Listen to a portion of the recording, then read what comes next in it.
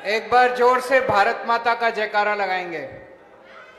भारत माता की वंदे वंदे जय हिंद। अभी हफ्ता 10 दिन पहले जब आज का यहाँ आने का कार्यक्रम बना तो मुझे ईशुदान भाई ने, गोपाल भाई ने बोला कि आज तो आपका बर्थडे है, आज आप कैसे आएंगे, आप अपना बर्थडे दिल्ली में नहीं मनाएंगे। तो मैंने कहा दिल्ली में तो हर साल मनाते हैं, इस बार गुजरात में अपना बर्थडे मनाएंगे आप लोगों के साथ। और आज जितना प्यार, जितना मोहब्बत आप लोगों ने दी उसके लिए मैं बहुत तहे दिल से आप सब लोगों का शुक्रिया अदा करता हूं। अभी कई सारे क्वेश्चंस पूछे, मैं लिख रहा था, काफी सारे रह भी गए, मैं मानता हूं काफी सारे रह गए, लेकिन मैं मोटा मोटा मुझे पता चल गया, मैं अब कोशिश करूंगा सब चीजों के जवाब देने की। एक प्रश्न ये पूछा गया कि हैं जी, देखिए ये मीडिया वाले ही अपना पूरा गुजरात में मैसेज पहुंचाएंगे, तो थोड़ा सा आप लोग मीडिया के साथ कोऑपरेट करें। मैं समझ सकता हूं कि आपको दिखाई नहीं दे रहा, मैं समझ सकता हूं, लेकिन मुझे सुन लीजिए, शक्ल बाद में देख लीजिएगा। सॉरी। एक प्रश्न आया कि दिल्ली तो कैपिटल है, दिल्ली में तो स्कूल ठीक करना आसान था। दिल्ली में भी गुजरात जैसा ही हाल था पहले। 2015 में जब हमारी सरकार बनी, दिल्ली के सरकारी स्कूलों का उतना ही बुरा हाल था जितना आज गुजरात के अंदर है। तो 70 साल में इन्होंने दिल्ली भी ठीक नहीं की थी, बीजेपी कांग्रेस वालों ने, हमने आके ठीक की है, तो हमें करना आता है। अगर दिल्ली ठीक कर दी तो गुजरात भी ठीक कर देंगे, चिंता मत करो। एक यहाँ पे जो भाई था वो बहुत उत्तेजित था, 22 साल की उम्र उसकी, बात उसकी बिल्कुल सही है कि ये कोई काम करने का टाइम थोड़ी था, ये तो पढ़ाई लिखाई करने का टाइम था। और बीजेपी और कांग्रेस ने लाखों करोड़ों युवाओं का कैरियर खराब कर दिया, उनका भविष्य खराब कर दिया। उसी के लिए तो हम लोग आए हैं, उसी के लिए तो आम आदमी पार्टी बनाई। नहीं तो अगर ये बीजेपी कांग्रेस वाले कुछ कर देते तो आम आदमी पार्टी बनाने की जरूरत ही क्या थी। मैं भी आप ही की तरह हूं, अपना अच्छा खासा घर पे काम करता था, मेरे को क्या जरूरत थी इधर उधर जाने की। लेकिन ये बीजेपी और कांग्रेस वालों ने 70-75 साल में कुछ नहीं किया, इसीलिए जनता को इकट्ठे होकर अब अपनी पार्टी बनानी पड़ी। एक है नॉन टीचिंग ड्यूटीज देते हैं, ये बिल्कुल गलत बात है। दिल्ली में बंद कर दिया हम लोगों ने, पंजाब में भी बंद कर दिया। किसी टीचर को पढ़ाने के अलावा कोई ड्यूटी नहीं दी जाएगी। अपने देश में शिक्षा व्यवस्था का इन्होंने कबाड़ा कर दिया है, मतलब जम के कबाड़ा कर दिया है इन लोगों ने। जो एक मिडिल क्लास वाला आदमी है वो अपने बच्चों को प्राइवेट स्कूल में भेजता है, और प्राइवेट स्कूल वालों ने लूट मचा रखी है।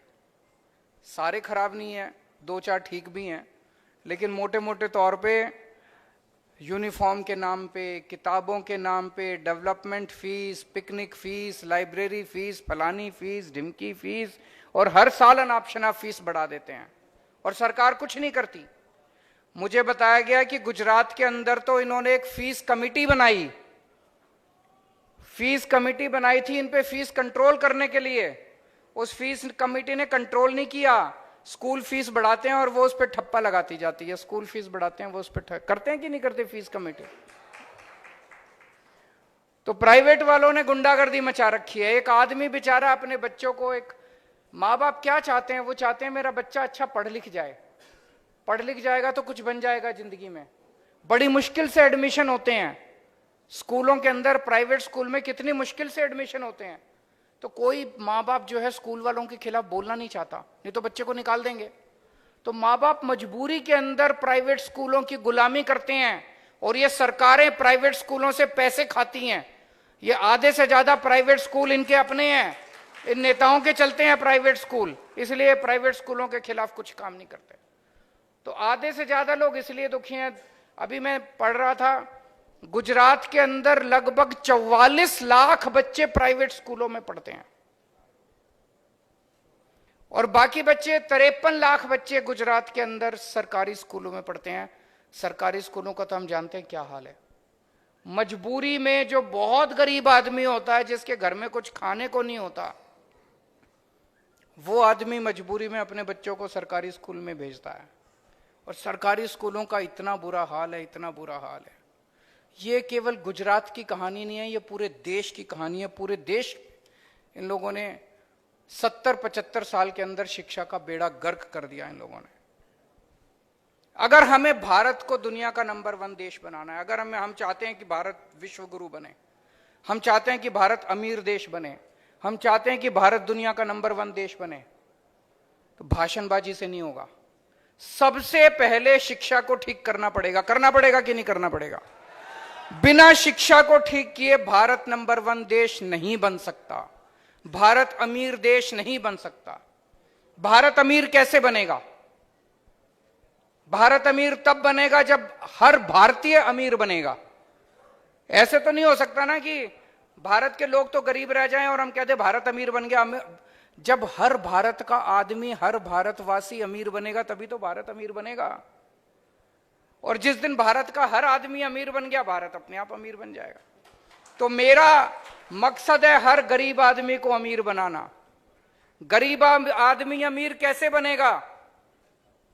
मैं आपको उदाहरण देता हूं। दिल्ली के अंदर हमने शिक्षा शानदार कर दी है, सरकारी स्कूल बहुत अच्छे कर दिए। अभी आपके गुजरात के 30-40 पत्रकार आए थे, बोले केजरीवाल का भंडा फोड़ के आएंगे। ये यहां पे आता है गुजरात में, कहता है हमने स्कूल अच्छे कर दिए, अस्पताल अच्छे कर दिए, ये 2-3 दिन घूमे, इतना खुश हुए। जब मुझसे मिलने के लिए आए, बोले सर ये विरोधी जो मर्जी बोले, लेकिन आपने शिक्षा और स्वास्थ्य के अंदर गजब का काम किया है। आज दिल्ली के सरकारी स्कूलों के अंदर जो बच्चे पढ़ते हैं, गरीबों के बच्चे, अब तो मिडिल क्लास के बच्चे भी सरकारी स्कूल में आने लगे हैं। गरीबों के बच्चे, रिक्शे वाले के, मजदूर के बच्चे, किसान के जो बच्चे पढ़ते हैं, अब उन बच्चों के इंजीनियरिंग में एडमिशन होने लग गए। जैसे एक मैं उदाहरण देता हूं, एक कुशाल गर्ग है, 12वीं में पढ़ता था। उसके पिताजी कारपेंटर का काम करते हैं, मुश्किल से 8-10 हजार रुपए महीना कमाते हैं। कुशाल गर्ग कहता है कि मैं जब 7-8 साल पहले, जब हमारी सरकार नहीं बनी थी, उसके पहले वो सोच भी नहीं सकता था कि वो कुछ कर पाएगा, क्योंकि स्कूलों का बहुत बुरा हाल था। इस बार कुशाल गर्ग का all India institute of medical sciences में डॉक्टरी में हुआ है, डॉक्टर बनेगा अब कुशाल। ऑल इंडिया इंस्टीट्यूट में एडमिशन मिलना सबसे मुश्किल होता है, पृथ्वी के ऊपर सबसे मुश्किल है। उस लड़के का ऑल इंडिया इंस्टीट्यूट में हुआ, डॉक्टर बनेगा। सोच के देखो, जिस दिन वो डॉक्टर बनेगा उसकी स्टार्टिंग तनख्वाह 3-4 लाख रुपए महीना होगी। आज उसके पिताजी 8,000 रुपए कमाते हैं। तो उनका घर की गरीबी दूर हुई कि नहीं हुई? हो गई ना हुई? एक और बच्चा है, सोमेन करके है शायद, सोमेन गौर, नाम भूल गया मैं। वो बच्चा, उसके पिताजी प्लम्बर का काम करते हैं, वो भी 8-10 हजार रुपए महीना कमाते हैं। उस बच्चे का आईआईटी में कंप्यूटर साइंस में एडमिशन हो गया। मैं भी आईआईटी से पढ़ा हूं, मेरा भी कंप्यूटर साइंस में नहीं हुआ था। उसका आईआईटी में कंप्यूटर साइंस में। आप सोच के देखो, इस देश के अंदर एक गरीब आदमी का बच्चा अभी तक कभी कोई सपना भी नहीं देख सकता था, गरीब का बच्चा, कि मैं डॉक्टर बनूंगा, इंजीनियर बनूंगा। और जब इनके बच्चे, गरीबों के बच्चे ये सब बनना चालू होंगे, तो इन सभी परिवारों की गरीबी दूर होगी। और जब इन सभी परिवारों की गरीबी दूर होगी, तभी तो भारत आगे बढ़ेगा, तभी तो भारत अमीर बनेगा। मैं आज वहां पे बता रहा था, पूरे भारत में 17 करोड़ बच्चे ऐसे हैं, 17 करोड़ जो सरकारी स्कूलों में जाते हैं। इन 17 करोड़ बच्चों का भविष्य अंधकार में है।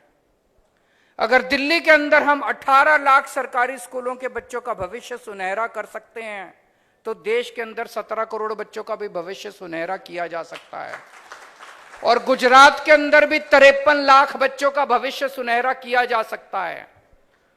गुजरात के अंदर भी अगर हम इन सरकारी स्कूलों को ठीक कर दें, एक जनरेशन के अंदर, कुछ सालों के अंदर आप देखेंगे कि सब परिवारों के अंदर खुशहाली आने लग गई। सबके बच्चे, किसी का बच्चा कुछ बनेगा, किसी का बच्चा कुछ बनेगा और अपने माँ बाप की गरीबी दूर करेगा। इसी से भारत आगे बढ़ेगा, तभी गुजरात आगे बढ़ेगा। नहीं तो बातें बहुत बड़ी बड़ी करते हैं ये लोग, करते कुछ नहीं है। तो दिल्ली के अंदर हमने 2-3 चीजें करी। एक, सरकारी स्कूल शानदार कर दिए, बहुत अच्छे कर दिए, इतने अच्छे कर दिए कि अब प्राइवेट स्कूलों से पिछले कुछ सालों में 4 लाख बच्चों ने अपना प्राइवेट स्कूल से नाम कटा के सरकारी स्कूल में भर्ती हुए हैं। 4 लाख बच्चे। सरकारी स्कूलों का दिल्ली का पिछले साल नतीजे 99.7% नतीजे, 99.7% नतीजे। तो सरकारी स्कूल अच्छे किए। और दूसरे, प्राइवेट स्कूलों ने गुंडागर्दी मचा रखी थी। हमने प्राइवेट स्कूलों को फीस बढ़ाने से मना कर दिया। हमने कहा कि कोई फीस नहीं बढ़ानी प्राइवेट स्कूलों को। सारे स्कूलों का हमने ऑडिट करवाया, प्राइवेट स्कूलों का। आपको जान के ताज्जुब होगा, किसी स्कूल के पास 30 करोड़ की एफडी, किसी के पास 40 करोड़ की एफडी, आपसे फीस लेते हैं और एफडी करा देते हैं उससे। कानूनी गलत है ये।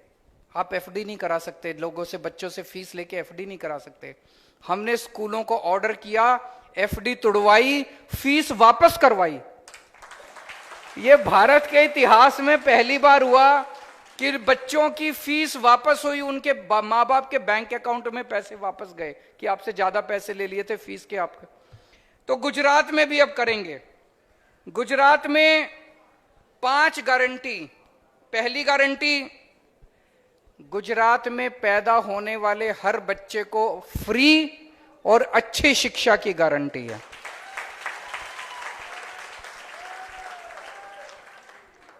हम जबरदस्ती नहीं करेंगे। अगर आपके घर पास, माँ बाप के पास पैसा है, आप अपना प्राइवेट स्कूल में भेजो। लेकिन अगर आपके माँ बाप के पास पैसा नहीं है तो पैसे की कमी आपकी शिक्षा के बीच में नहीं आएगी। आपके बच्चे को अच्छी से अच्छी शिक्षा देंगे, फ्री में अच्छी से अच्छी शिक्षा देंगे, ये हमारी गारंटी है। दिल्ली में करके दिखाया, पंजाब में उसकी तैयारी चल रही है, स्कूल ठीक करने की सारी तैयारी चल रही है पंजाब के अंदर। दूसरी गारंटी, सरकारी स्कूलों को शानदार बनाएंगे और बहुत बड़े स्तर के ऊपर नए सरकारी स्कूल खोलेंगे। अभी कुछ लोग कह रहे थे कि कच्छ में स्कूलों की कमी है, आप चिंता मत कीजिए, बहुत बड़े स्तर के ऊपर सरकारी स्कूल खोलेंगे, नए स्कूल खोलेंगे और मौजूदा सरकारी स्कूलों को शानदार बनाएंगे।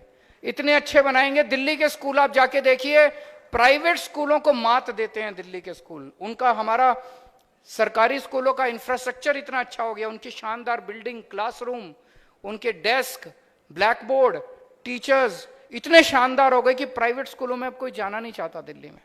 गुजरात में भी ऐसा ही करेंगे, प्राइवेट स्कूलों से शानदार बनाएंगे। तीसरी चीज, सारे प्राइवेट स्कूलों का ऑडिट कराएंगे।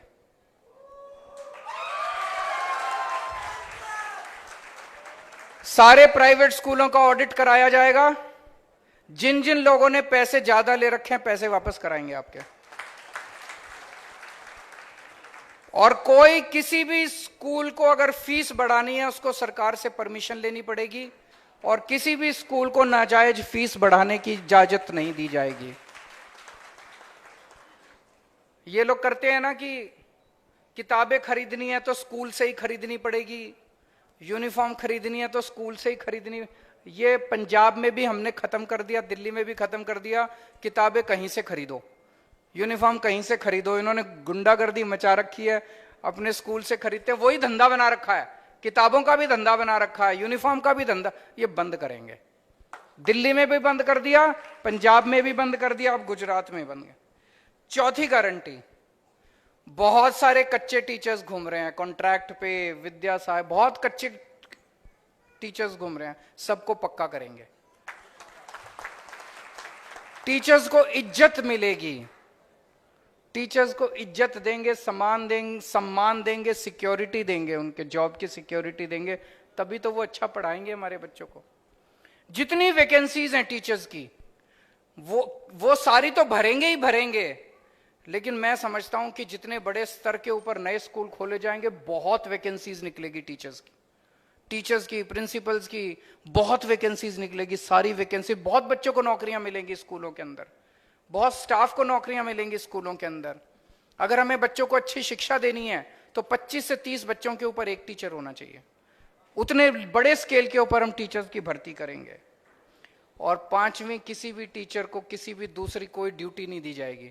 दिल्ली में भी बंद कर दी हमने, पंजाब में भी बंद कर दी हमने। इसके अलावा मुझे बताया गया विद्या सहायक हैं बहुत सारे, उन विद्या सहायकों के बहुत सारे मुद्दे हैं। मुझे बताया गया कि टाइम पे टीईटी नहीं होता, टीएटी नहीं होता, अगर किसी के पास सर्टिफिकेट भी नहीं हो तो भर्ती नहीं होती, बहुत सारे मुद्दे हैं। मेरी आप लोगों से विनती है, 3 महीने रह गए, जितने विद्या सहायक हैं खूब जम के आम आदमी पार्टी का प्रचार करो। 3 महीने बाद हमारी सरकार बनेगी, आपके सारे मुद्दे ठीक करने की गारंटी मेरी।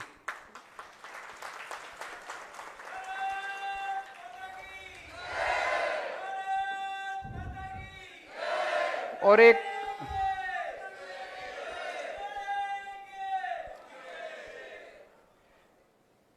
एक छाया जी ने शायद यहाँ पे मुद्दा उठाया था, ये बहुत जायज मुद्दा है, रह जाता है कि महिलाओं को उच्च शिक्षा के लिए पर्याप्त सुविधाएं नहीं है। इसके लिए पूरे गुजरात के कोने कोने के अंदर पर्याप्त सुविधाएं और इस रेजिडेंशियल सुविधाएं खोली जाएंगी ताकि हमारी महिलाएं उस वजह से वंचित ना रह सके। इसका पूरा खाका तैयार किया जाएगा।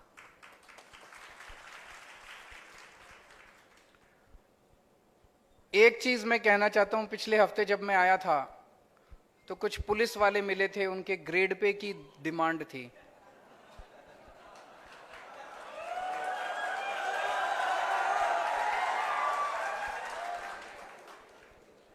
वो मांग कर रहे थे कि उनको ग्रेड पे मिलनी चाहिए, उनको ग्रेड पे दे नहीं रहे थे, तो मैंने उनकी मांग का समर्थन किया। उसके बाद गुजरात सरकार जागी, गुजरात सरकार ने लेकिन लॉलीपॉप दिया। नीयत खराब है ना इन लोगों की। बताओ, अपने ही लोगों को ऐसे लगता है जैसे इनकी जेब से जा रहा है। क्यों नहीं देते ये अपने कर्मचारियों को, टीचर्स को, पुलिस वालों को, क्यों नहीं उनका हक देते? तो उन्होंने, मुझे पता चला कि ग्रेड पे नहीं दिया, भत्तों में थोड़ी थोड़ी बढ़ोतरी कर दी।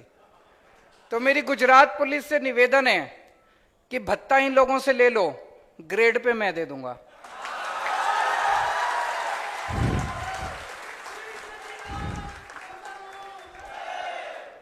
इन लोगों से भत्ता ले लो और अंदर ही अंदर आम आदमी पार्टी के लिए काम करो सारे जने। सरकार बनाओ आम आदमी पार्टी की, 4 महीने बाद ग्रेड पे हमसे ले लेना। बहुत बहुत शुक्रिया, थैंक यू सो मच। खूब खूब आभार।